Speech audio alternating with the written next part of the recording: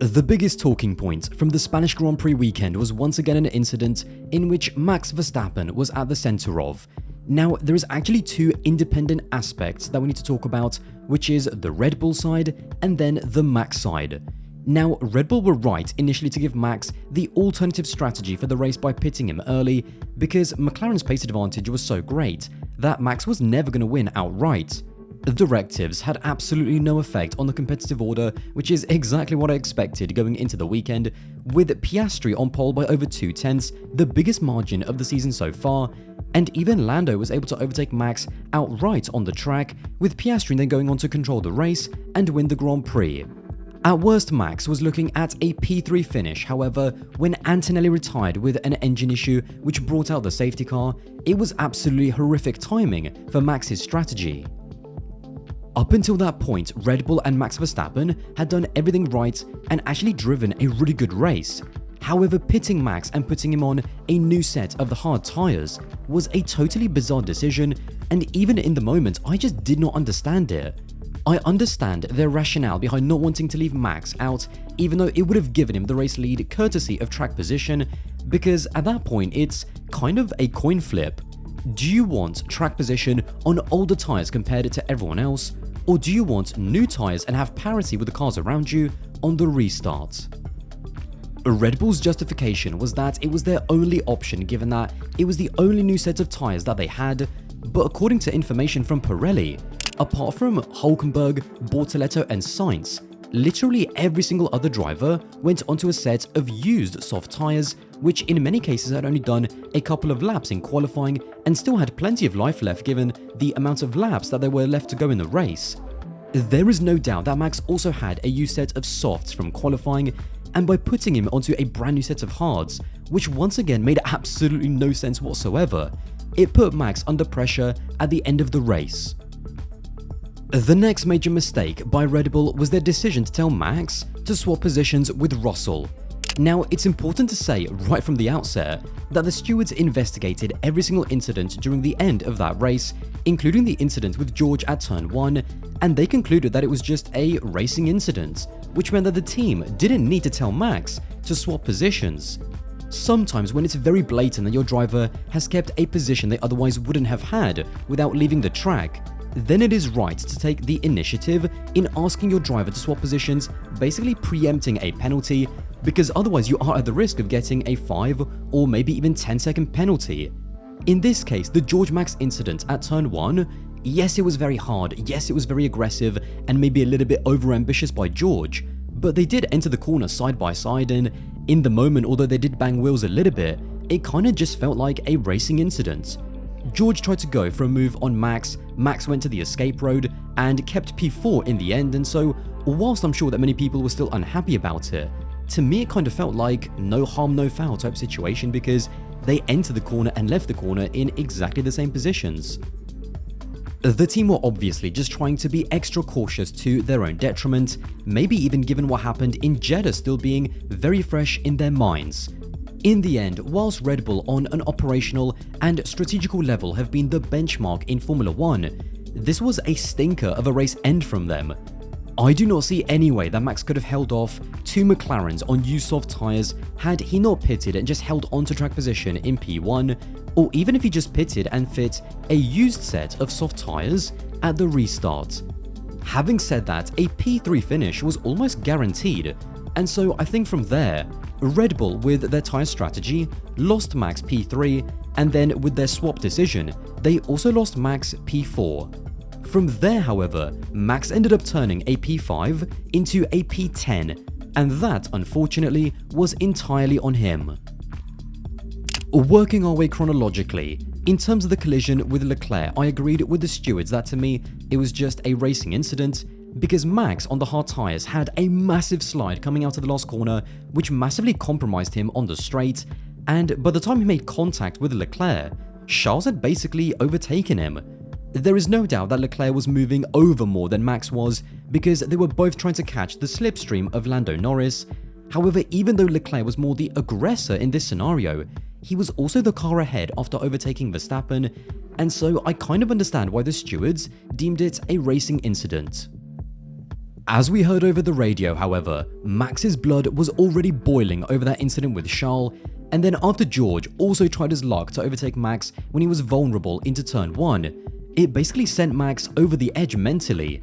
What then happened at turn 5 was just crazy. I mean, I feel like for the most part, I am a pretty lenient person when it comes to racing. I don't mind seeing a little bit of wheel banging, and I don't want to discourage drivers from trying to make moves.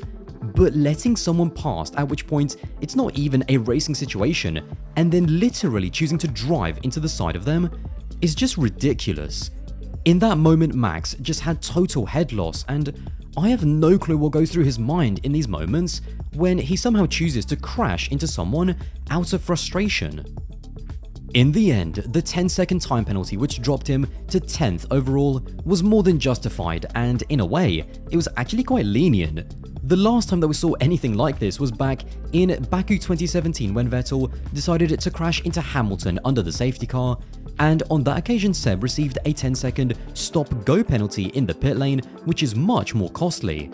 Although a lot of the frustration can be pinned on the team for losing Max the podium, and there is no doubt that they'll need to analyse the decision-making to pit him onto the hard tyre in the first place. And none of that warrants or justifies driving into another driver just because you feel like it. The upshot to all of this is that after all of the incidents with Lando last year, Oscar this year, and now crashing into George, Max now finds himself on 11 penalty points for the calendar year. That means that he is just one away from receiving a race ban like Kevin Magnussen did last year, and for a driver of Max's stature, a 4-time world champion, not only would that be costly for his title hopes, but it would also be downright embarrassing.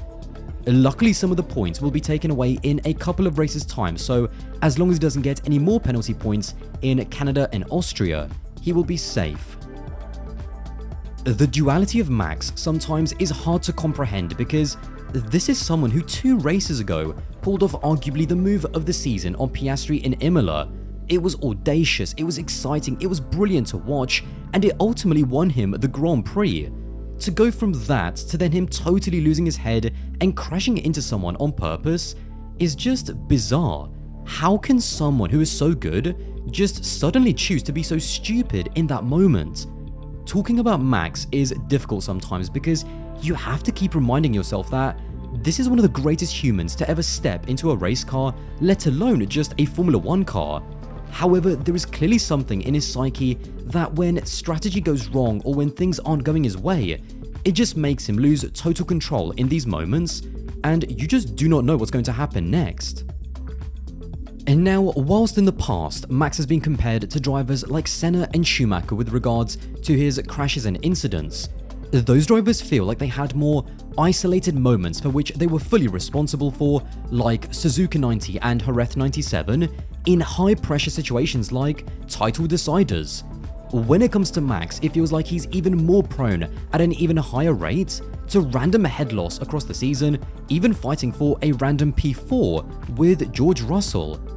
In that sense, I think Max is a lot more similar to Vettel, who, as I mentioned previously, was also prone to having random moments of totally losing control, as we saw in Baku 2017 and also in Mexico 2016, when Seb went on a massive rant over the radio towards the FIA.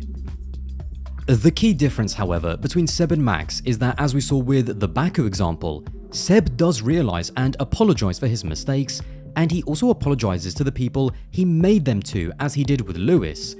Max, after the race, basically chose not to answer or even acknowledge that the crash even happened, whether it was to the TV interviews or to the written media, and it's something that we see quite often in that in the immediate aftermath, Max just isn't able to take responsibility or even apologize for the incidents which he's caused. Having said that, after some time to cool off, and as I'm recording this the day after the crash, whilst there is still no apology, he did post on social media saying, "We had an exciting strategy and a good race in Barcelona till the safety car came out. Our tyre choice in the end and some moves after the safety car restart fueled my frustration, leading to a move that was not right and shouldn't have happened." What we saw in Barcelona was just more of what I think we'll continue to see throughout Max's career. With Max, you're going to get the brilliance with the madness and vice versa.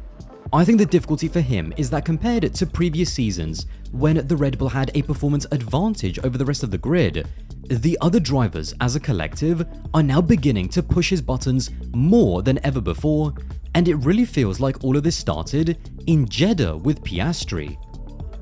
It's also clear that whilst there is still a long way to go in this season, with the new aero and power unit regulations on the horizon, this is not a 2021 type situation where Red Bull are in a tight championship battle with just one other driver.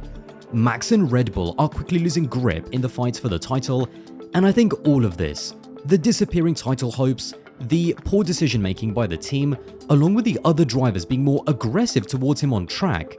I think all of it just added to the frustration to the point where his composure and decision making finally broke. And that is exactly what we saw in that crash with Russell. Well, there you have it. If you did enjoy this video, then don't forget to subscribe. That would be massively appreciated, and I'll see you in the next one.